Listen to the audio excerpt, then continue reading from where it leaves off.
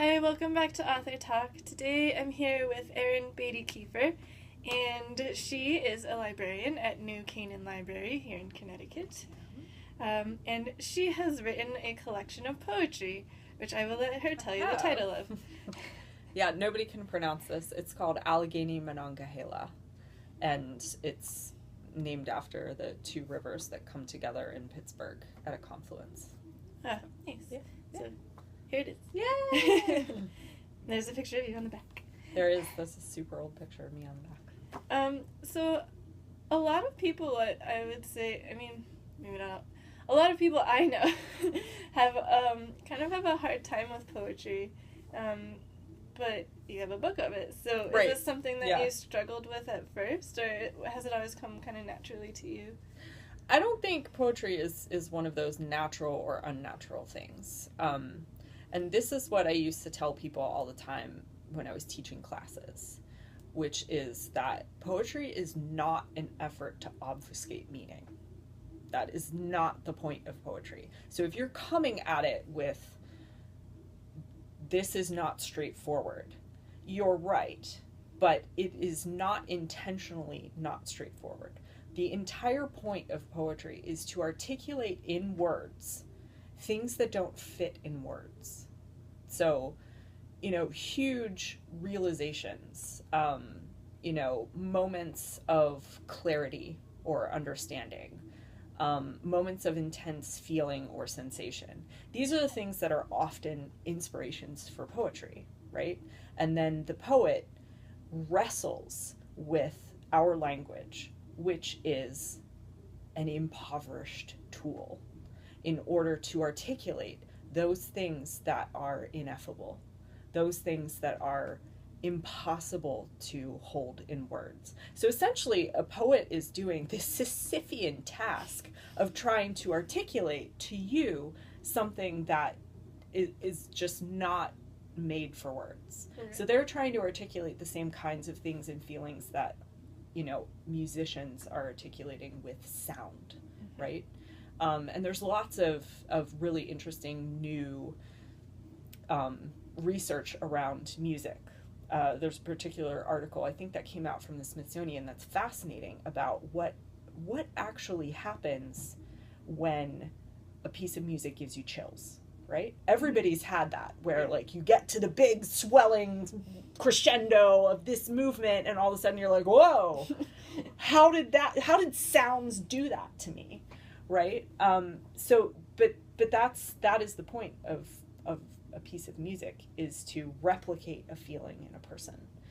And that is the point of poetry also, except our tools are different. So one way that I would try to describe this when I was teaching was, you are essentially, as the poet, you are essentially trying to replicate a feeling or a realization in another human being. And your vehicle is words.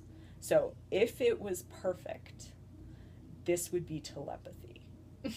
I would essentially do some kind of a mind meld with you, or, like Matrix style upload what I wanted you to know, mm-hmm. right? If I wanted to tell you with perfect transference what my Thanksgiving dinner with my family was like, I would just upload it in your brain, and you would understand all of like the history, years and years of history that go behind like who stole the drumstick this year, and whether or not that was like a big deal or not, what kind of mashed potatoes we had. But all I've got is language. So I'm telling you about my Thanksgiving, and I say, okay, so we had mashed potatoes. And that does not stop you from thinking, oh, whipped potatoes like my mom makes. And I'm sitting here thinking, no, that's incorrect. But all I've got to tell you is mashed potatoes. Right.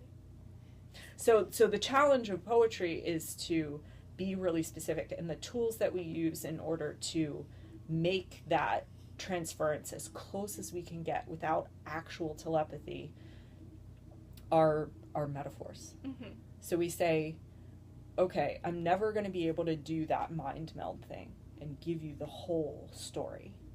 with all of the pieces with it, all of the sensory detail, all of the narrative. But what I can do is liken it to something you do know and then add something else. So I'm going to say, so let's say I'm describing a party. So it was like that party you were at last Friday, except this time there was beer pong and Jessica threw up in her own shoes.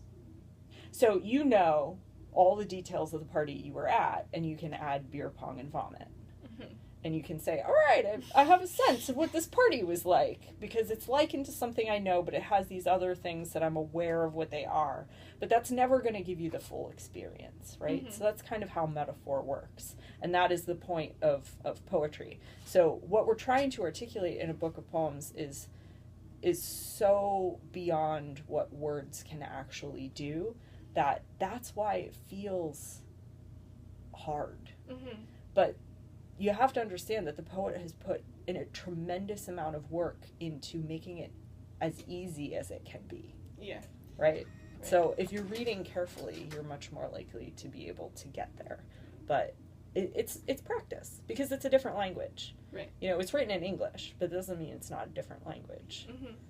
And your book, poetry collections usually have some kind of thread weaving them together. Right, yeah.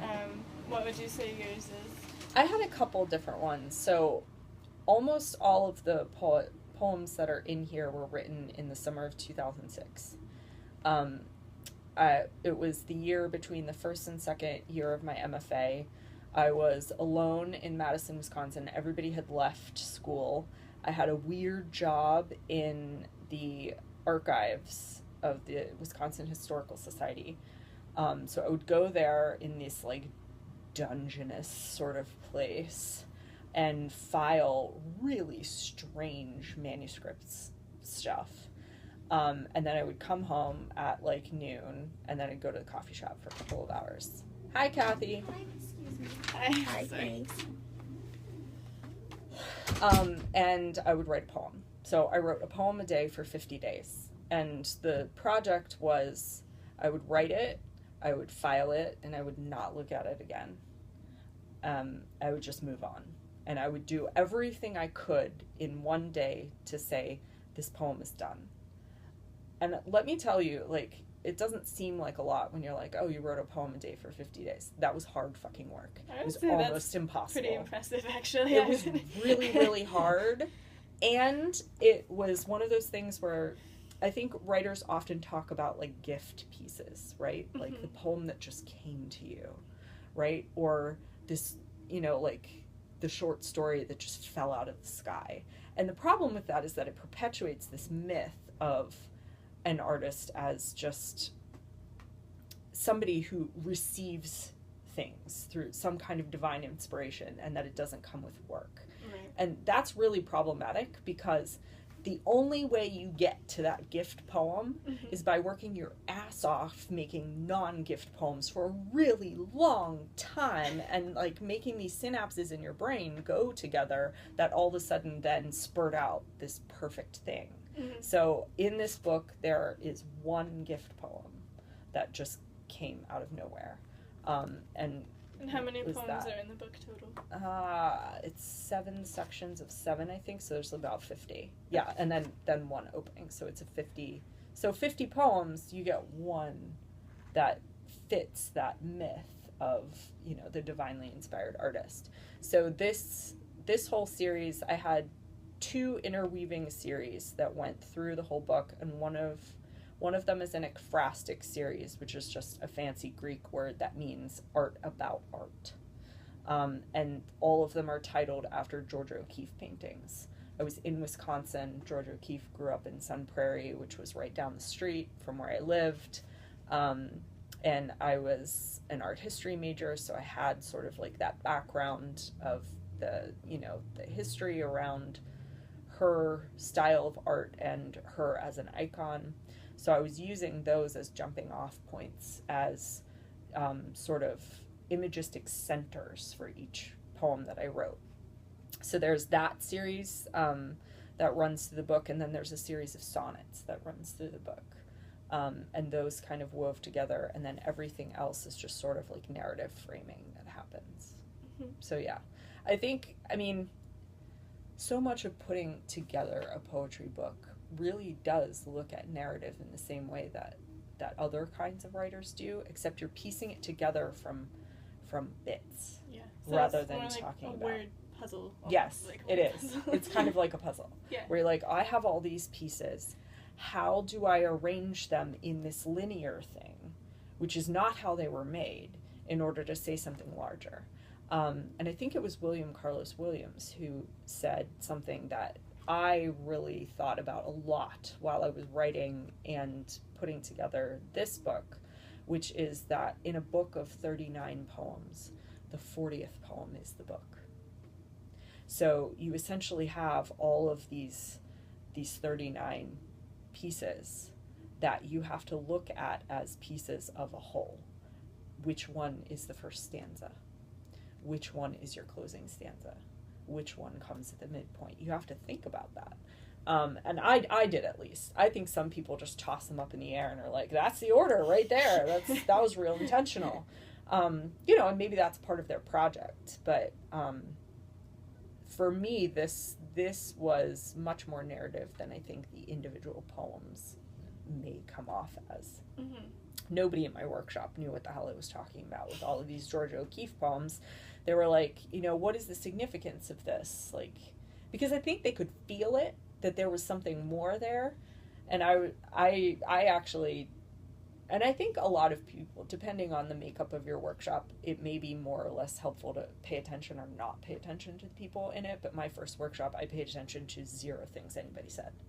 I sat there and like hummed a tune in my head while they talked about my work, and then I thanked them and took their notes and shoved them in the back of my binder, and then just never looked at them again. Because I was doing something else, and all I needed was time. Mm-hmm. So. Do you have a favorite one in there?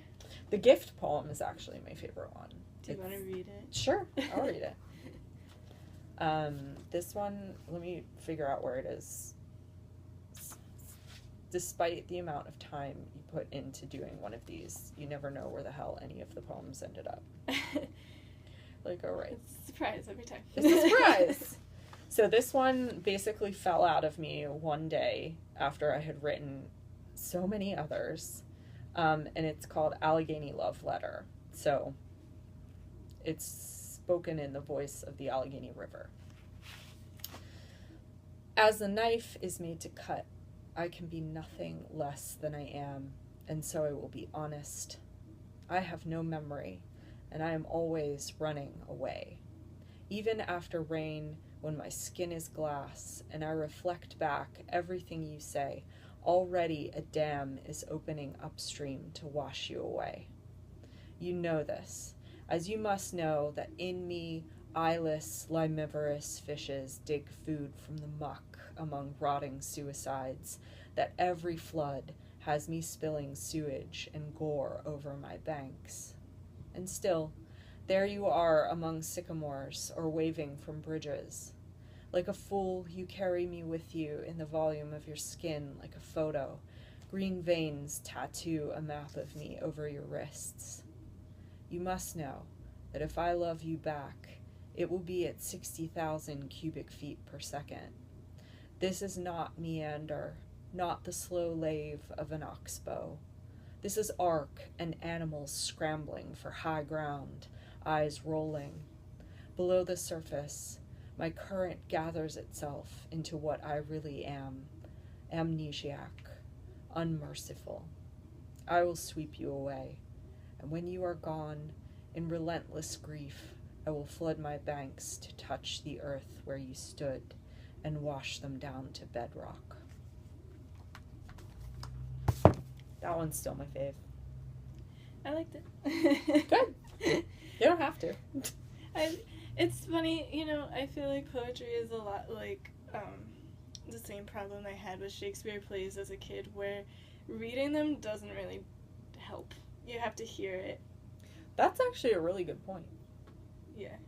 And I would say that some poets really, it depends on what kind of poet you are, because I know some poets that write entirely to solve a problem, right? Like they're writing to solve a problem on the page, and they don't think about that voice as something that they're going to have to perform.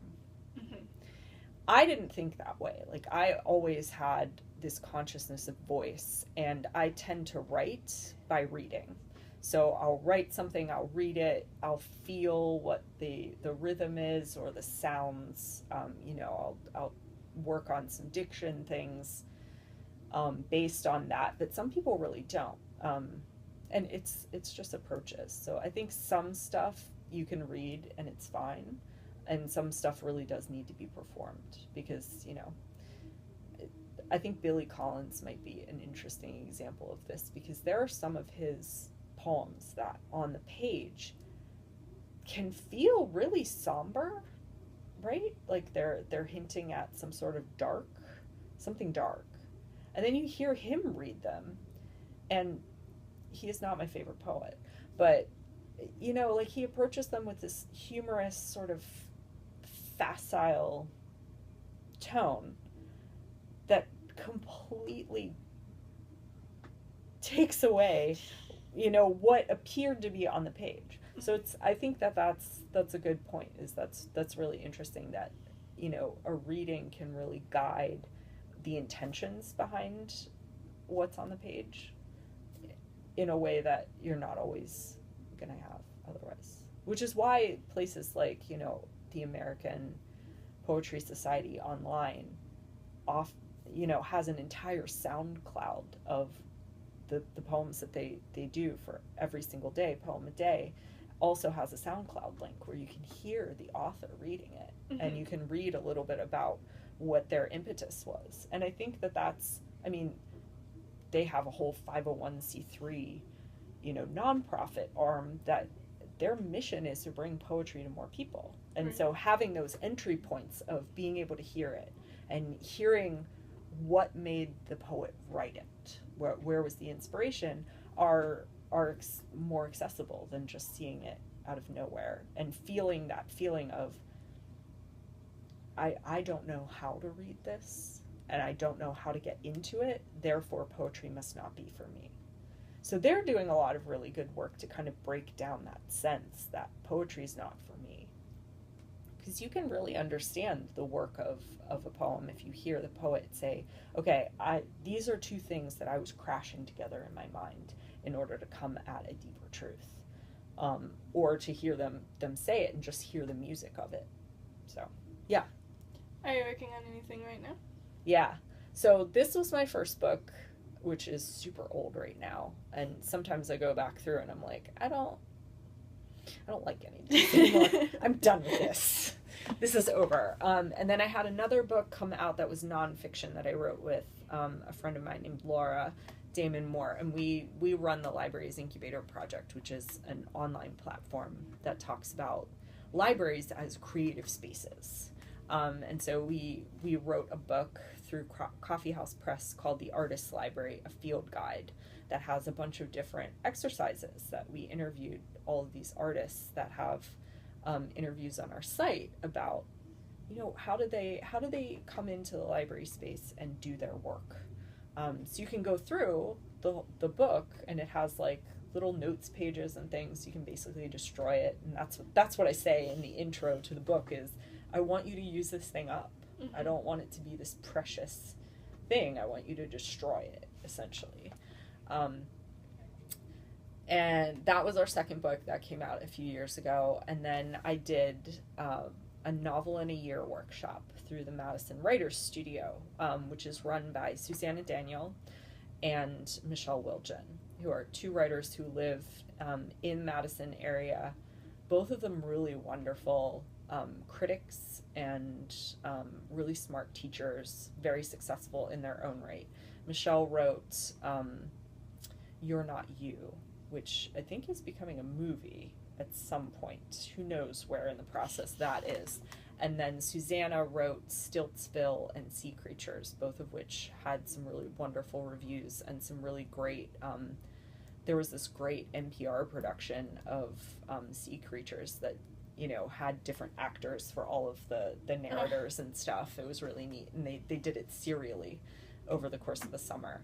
So those two got together and created the Madison Writers Studio, which, if you are in the Midwest, if you're near Madison and you are a writer, I would say check them out, because it's incredibly reasonably priced classes, with attentive teachers and smart people in class, all of whom are coming together to look at projects.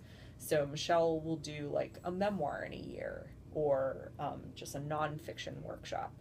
And Susanna does novel in a year and a series of fiction workshops, and I think they also have playwriting as part of their semesters as well. So I took novel in a year in 2014. It was not my best year. I really needed that class for a number of ways. I was like on food stamps, scraping together like 3 different jobs, had this wretched boyfriend who was like dragging himself through grad school like he hadn't elected to do that. And it was just like a really ugly, messy year. And so I broke up with him and started novel in a year, and all of a sudden all this stuff came pouring out, because I started novel in a year and I was like, I don't really have an idea, but I'm gonna do this thing.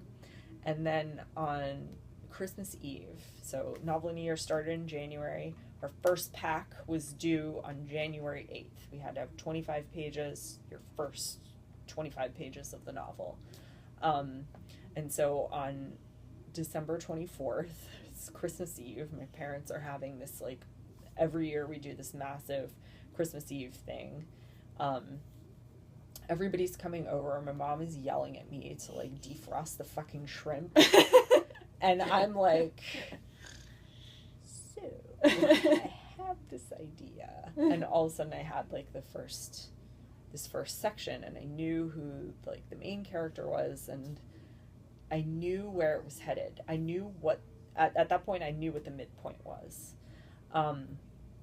And so I did that.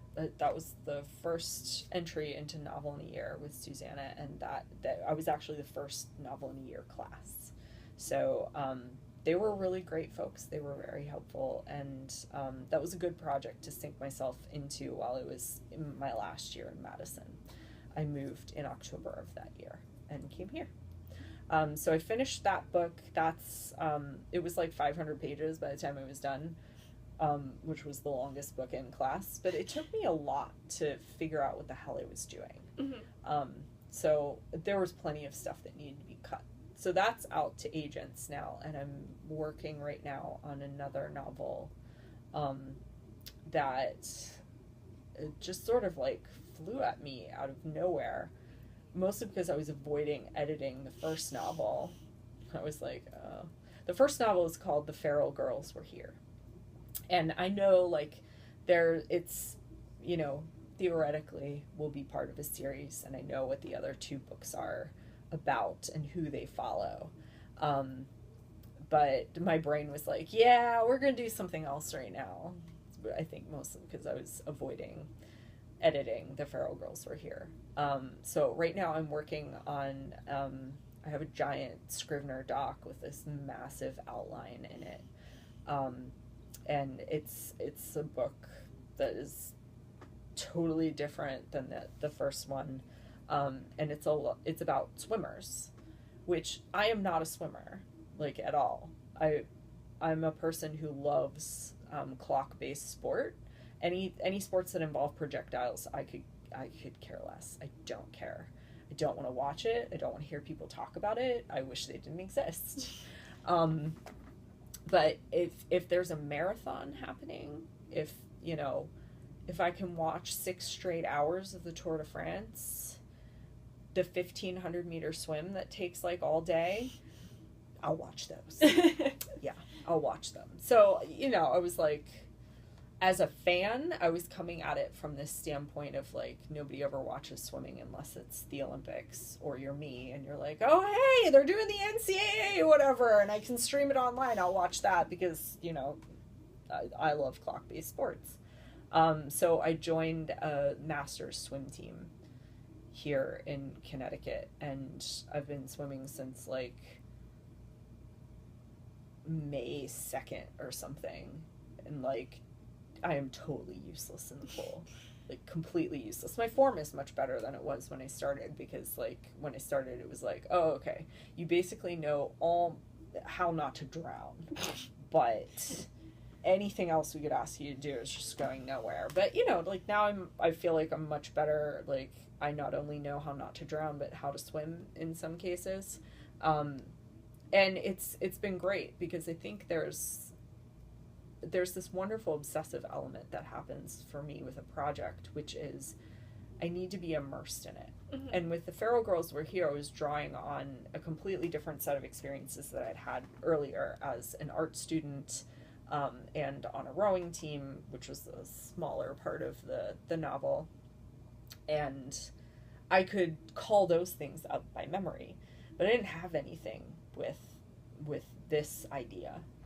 And one of my biggest pet peeves in reading, as a former rower and as a former fine arts person, is to have that be this cute thing that is ascribed to a character, but then I read the description and I'm like, you got that off Wikipedia.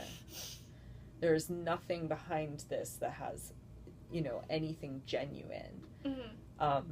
So this basically research. Like I get up at 4:40 in the morning and I go jump in a pool by 5:20, and I swim until I think I might die, and then my coach lets me crawl out, and I go home and I have a sense of like what the pool tastes like and how different pools taste different. They get in and it's like it's the weirdest thing. Like swimmers will be like, this pool tastes weird. This pool feels slow. Yeah. It's a pit full of water. They're all pits full of water. This pool feels slow. Like, and you hear that when you get in, and you're like, oh yeah, this pool feels slow. And it's like a thing that you will only know if you are at least liminally involved. Like, I am winning no competitions. In fact, I may never compete. I may just be a practice kind of swimmer. But you know, like you get the sounds, you get the smells, you have to buy a certain amount of gear and can have a sense of, you know, like one thing I learned was that when goggles fog up, swimmers will lick the inside of them. Mm. They lick it and then it doesn't fog anymore, or it fogs less. And that's just a detail that you'd throw in there, that if a swimmer is reading that book, they're going to be like, all right, okay, that is accurate. But, and you know, like, even if that detail does not make it into the book, the fact that you knew it and that maybe you wrote it and threw it away, I honestly believe whatever energy came from that scene that you cut lives in the book somewhere, and maybe a swimmer will read it and have a level of respect that otherwise maybe they wouldn't have, where they're like, you're tearing up my sport again. You know, so my goal with the new project is to not have, to hopefully have very few people be like, well, that's all wrong. So I don't know. I'm definitely not swimming on any kind of elite level, but it's research swims at this point. Cool. Yeah. Well, good luck with your books. Thank you. Thanks for joining me here on Author Talk. This again is Erinn Batykefer. And she works at New Canaan Library, so you can stalk her. No, don't. but well, you could. I'd probably have to call the police. Yeah, but she's very nice. Thanks. So, thanks again.